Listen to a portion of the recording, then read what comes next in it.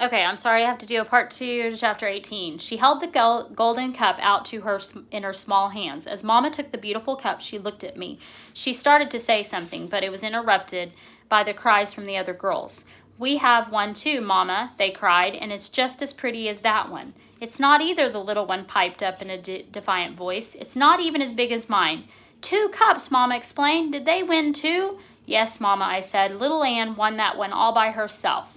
The odd expression on my mother's face was wonderful to see. Holding a cup in each hand, she held them out in front of her. 2, she said, a gold one and a silver one. Who would have thought anything so wonderful could have happened to us? I'm so proud, so very proud.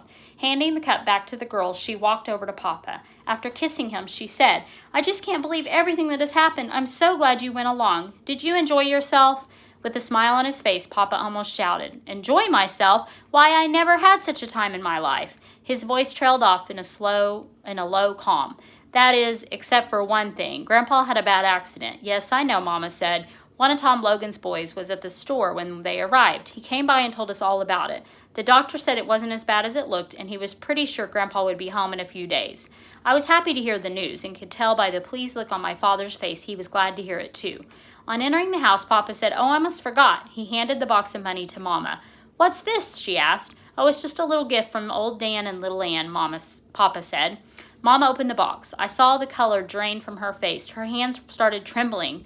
Turning her back to us, she walked over and set it on the mantel. A peaceful silence settled over the room. I could hear the clock ticking away. The fire in the fireplace crackled and popped. Turning from the mantel, Mama looked straight at us. Her lips were tightly pressed together to keep from quivering. Walking slowly to Papa, she buried her face in his chest. I heard her say, Thank God, my prayers have been answered.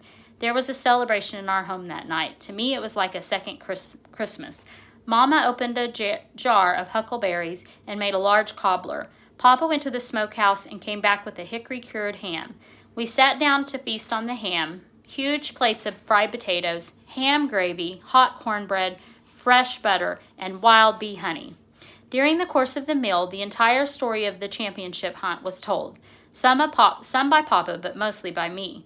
Just when everything was so perfect and peaceful, an argument sprang up between the 2 oldest girls. It seemed that each of them wanted to claim the silver cup. Just when they were on the verge of sawing it in 2, so they would have allotted share, Papa settled the squabbling by giving the oldest one a silver dollar. Once again, peace and harmony was restored.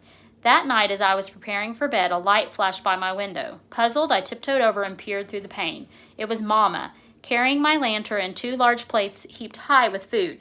She was heading for the doghouse. Setting the light down on the ground in front of it, she called to my dogs. While they were eating, Mama did something I couldn't understand. She knelt down on her knees in prayer. After they had eaten the food, Mama started petting them. I could hear her voice but couldn't make out her words. Whatever she was saying must have pleased them. Little Ann wiggled and twisted.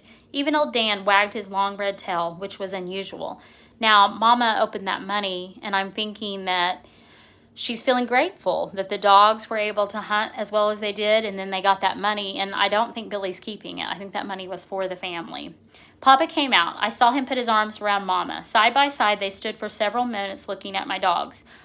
When they turned to enter the house, I saw Mama dab her eyes with her apron.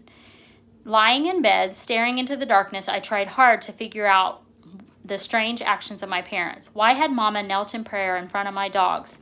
Why had she wept? I was running all the whys around in my mind when I heard them talking. I know, Papa said, but I think that's a way. I'm going to have a talk with Grandpa. I don't think that old foot of his is ever going to be the same again. He's going to need some help around the store. I knew they were talking about me, but I couldn't understand what they meant. Then I thought, why, that's it. They want me to help Grandpa. That would be all right with me. I could still hunt every night. Feeling smart for figuring out the conversation, I turned over and fell asleep. So Mom and Dad are having some kind of secret conversation.